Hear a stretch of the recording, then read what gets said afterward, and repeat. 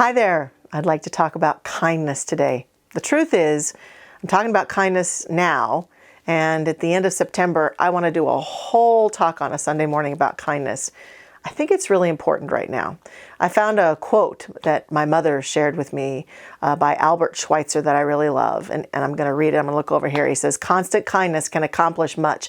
As the sun makes ice melt, kindness causes misunderstanding, mistrust, and hostility to evaporate." We are in the midst of a political season, approaching the election of a president for our country. And of course, people are passionate and excited from all walks of this presidential election, and I get it. And I've also noticed that sometimes in our excitement, we're not that kind. And it's a reminder to me that in all seasons, even a presidential election season, that kindness matters and that kindness is important to us. Now, I want to start out right away by saying when I talk about kindness, a lot of times, especially at a time like now, we distance ourselves from kindness and we excuse ourselves from kindness because we think the stakes are really high, the issues are really important, we can't be kind. Or if we're facing some injustice in our life or someone is violating our boundaries, we might feel that anger is the best reaction to get them to stop. And I'm not saying that we let ourselves become a doormat or we let ourselves become weak. Kindness does not equal weakness.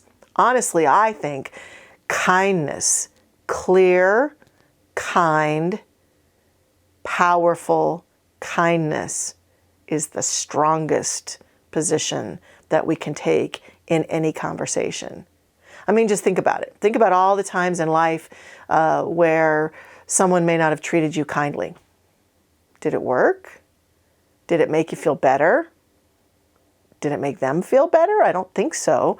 I'm trying very hard and have been trying very hard to think of a scenario where not being kind would pay off. I see these beautiful scripts written in Hollywood on television shows and movies and documentaries where people can say some very well-rehearsed words very angrily or chew someone out or express their anger in a way. And there's a part of me that wants that justice too, that goes, yeah, that was really good.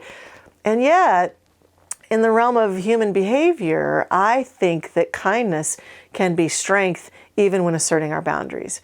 We can say to anyone, no. It doesn't have to be mean, doesn't have to be rude. No, you stupid idiot. No, you whatever name you want to label. It doesn't have to be like that. We can say, that just doesn't work for me and I need you to stop right now. This doesn't feel good. I don't agree with you and here's why. We can have kind conversations. And I'm asserting today that in making that choice, we foster the connection between us humans and we actually forward conversations, forward relationships. We make a choice that's centered in our heart space. So why be kind? Why make the choice to be kind? I think for me, there's two really important reasons.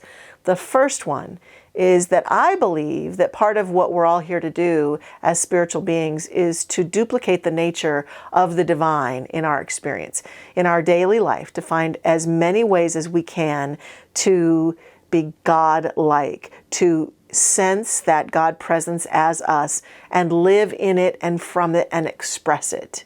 And what I know to be true about the divine is that even though there appear to be all sorts of things not working in our world, its loving kindness is pervasive. And every time we choose kindness and we choose to be like that, we can even be like that loving parent that can have a boundary but can do it very kindly. We duplicate the nature of the divine. And I'm going to assert that we're always going to be happier, feel more fulfilled, and feel proud of ourselves when we end a day or a lifetime of saying to ourselves, I might have made some mistakes, I might not have done everything perfectly, but I was a kind person. I was godlike in my interactions with people. I allowed them to say things I didn't agree with or that I thought were silly or even stupid at times without judging them and jumping all over them. I chose kindness more often than not. So I'm duplicating the nature of the divine. That's reason one. Reason two, we hear it all. We've heard it for eons. We reap what we sow. I think it's fascinating that oftentimes people who don't choose kindness on a regular basis are often angry at how unkind the world is or is to them. We must sow kindness, kind interactions, kind conversations, kind-heartedness, because what we put out, we get back. And so it's very important for us to understand and be motivated by these two reasons. And I'm sure there are other reasons that you can think of. If you think of any, put them in the chat for this recording and let us know. I'd love to hear some of your reasons to be kind. Then how do I actually go about being kind every single day? Well, I think there's a couple of really clear ways that we can do it. We can every day choose it and check it. That's what I would say. Choose it and check it. Choose kindness. Every morning when I wake up, I choose today to be kind. And every night as I go to bed, check it. Check the day. Where did I miss the mark? Where was I possibly not as kind as I wanted to be? And make note of it. Go back and make amends for it if I need to. Or the next day, choose to be better. Choose to be more clearly kind. That's important for us to choose it and check it. And it's very important for us to pay attention to the kindnesses that are going on in the world. There was a study out of the British scientists a number of years ago about something they labeled the mean world syndrome, where it's very easy to find stories about the mean world and how upsetting the world was. And so they took a group of people and they had them read news stories every day that were mean and nasty and people not being kind to each other. And of course, those people's moods and energy tanked. Then they had people just read fun anecdotes that were kind of happy stories, short stories, and those people was a little bit more.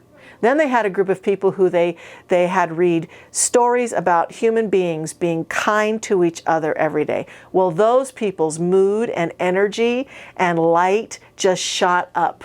They were happier, they were more fulfilled. And these British scientists suggest to us that being willing every day to find examples of happiness helps us manage the mean world syndrome that might be befalling us at any time. So choose to be kind. Choose it, check it, find it, notice it. Choose to be a living example of it. It will only benefit us, and it will truly benefit our world.